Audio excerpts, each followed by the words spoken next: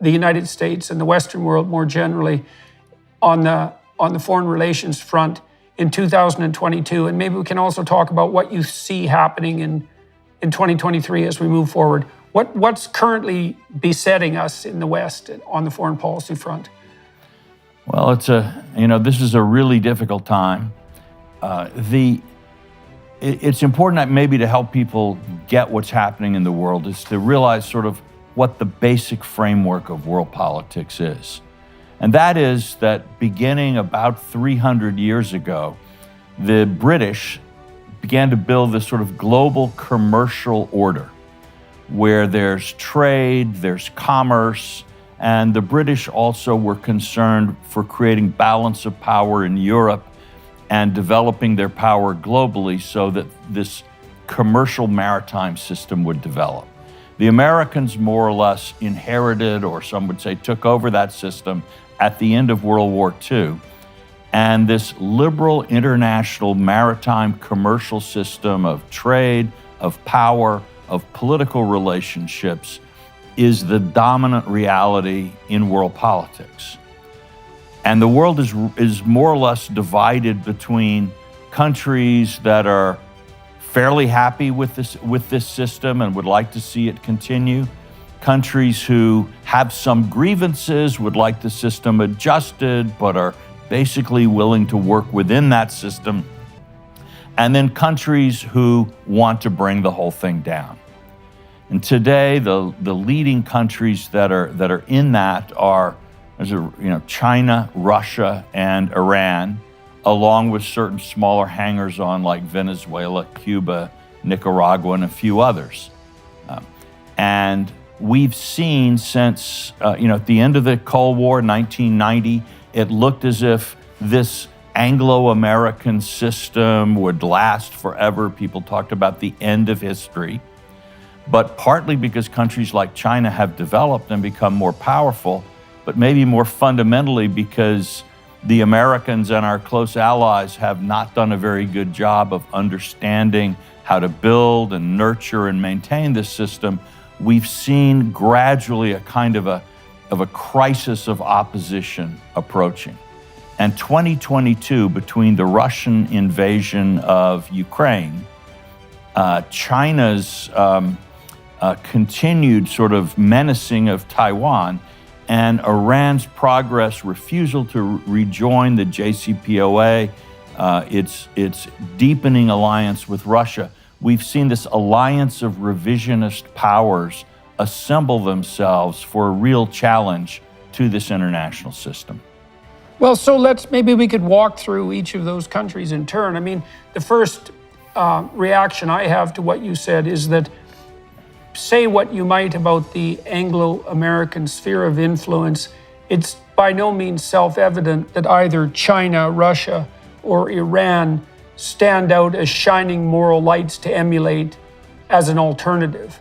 I mean, China is a desperately terrible totalitarian communist state. Iran is basically an Islamo-fascist regime. And while Russia seems to be the outlier to some degree, but because at least nominally it could be allied with the West, but it's certainly proved extremely problematic in new ways since the end of the Cold War.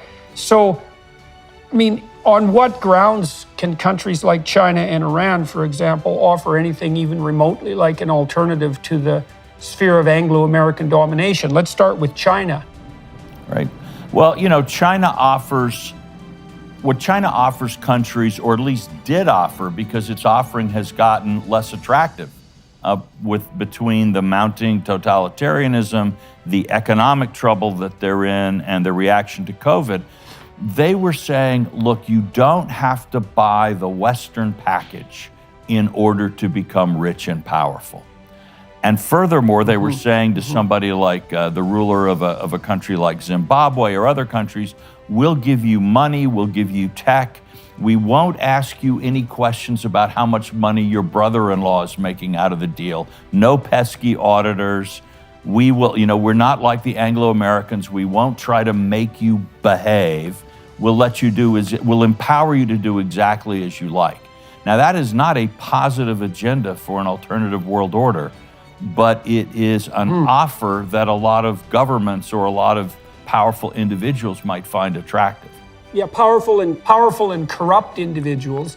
I mean, okay, so let's take that apart a little bit. So the first part of that is the proposition that you can actually be wealthy, or let's say have abundant resources and a reasonable standard of living for your citizens, not for you, without adopting something like the underlying metaphysics of the Western moral code. Yep. And that proposition strikes me as highly improbable, given that the only reason that China's rich at all is because it managed to integrate itself with the West and essentially adopt quasi-capitalist principles without actually adopting the underlying metaphysic. And I don't think their system is stable. I don't think they're going to be able to propagate that well-being into the future.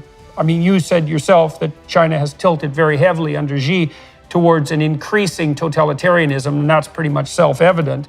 And the fact that they can only peddle their wares with regards to, what would you say, their profitability on the dictator front to corrupt governments also indicates the moral bankruptcy of their offerings. So if what China has to offer is the ability to bring together, the corrupt dictators of the world, that doesn't seem like a very plausible or sustainable alternative to Anglo-American domination. Right. So, and I mean, China seems to be facing a whole host of problems now too, including demographic problems that are deadly serious. Right. Well, Jordan, this Anglo-American order is 300 years old, and a lot of people have tried to shake it over the centuries. You can go back to Louis XIV in France, who said, I'm going to have this centralized, powerful, planned economy. We're going to have all the economic and military power of the British, but we're not going to have all that messy political liberalism. And it didn't work, but he put up a good fight that convulsed the world for many years. Napoleon really exactly the same, challenging that Anglo-American, still at that time, British world order, and saying, my dictatorship, my enlightened dictatorship, can create a powerful economy that the stupid British cannot match, and an army that they can't defeat. And he rampaged for quite a while. He did ultimately fall apart, and rightly so. I think Kaiser Wilhelm II, I think Hitler, Tojo, and Stalin, all in their different ways, had the same idea, that the sort of technocratic dictatorship, centralized power and planning could create an economy and a society that could challenge this Anglo-American hegemony, or call it the liberal world system. And they all failed, but that, they all thought, okay, I'll learn from the past, now I'll win. And I think China is thinking along those lines too. Yeah, well, I think there's a fallacy at the bottom of that presumption that basically is biological in nature. I mean, one of the things I've observed as a consequence of watching the United States as an outsider, let's say for 50 years, 50 conscious years, let's say, is that diversity of approach beats efficiency of monolithic view. And so what I always see happening in the United States is, well, you guys are crazy about 80% of the time and going off the rails in 5 different directions, but there's always someone in the United States doing something crazily innovative, insane, always. And so what seems to happen is that the US washes up against the shores of various forms of political idiocy, but there's so much diversity of approach in the US, especially given its massive population and its federated system and its genuine freedoms, that someone somewhere is doing the next right thing. And then America is, what would you call it, open-minded enough and adaptive enough so that if someone is doing the right thing, then they spawn imitators extremely rapidly. And Americans just capitalize on that like mad. And you get this situation where you could imagine, and I think the Japanese managed this for a while, you could imagine that if you just happened to stumble on the right vision, if you were an efficient and benevolent totalitarian, you could be more effective over like a 5-year period. But you're going to have a hell of a time with power transitions. That's a deadly problem. And then if the world shifts on you that's not in a way that isn't commensurate with your ideological vision, then you have no alternative approaches to rely on. my observation has been that just scuttles all these countries that try to compete with this distributed and creative, free Anglo-American ethos. And I do think there's a biological reason for that, is that, one of the ways that biological systems compute adaptation is by producing a very large variety of mutations, right, of variant offspring. And most of those offspring perish. But the only solution to that problem of excess mortality, let's say, on the biological front, is the provision of multiple variants. And the Anglo-American system, because it's distributed and because it places a substantial amount of power in the hands of individuals and subsidiary organizations, its medium to long-term creativity simply can't be beat. And it is inefficient in that it's, a lot of the variants that the US produces, a lot of businesses and so forth fail. But those that succeed can succeed spectacularly, and that happens continually. And that seems like an unstoppable force. And, you just outlined 300 years of history showing that these monolithic centralists who believe that central planning and efficiency will defeat distributed creativity, they're just wrong one after the other. You'd think eventually we'd learn that that was just wrong, and maybe we have to some degree.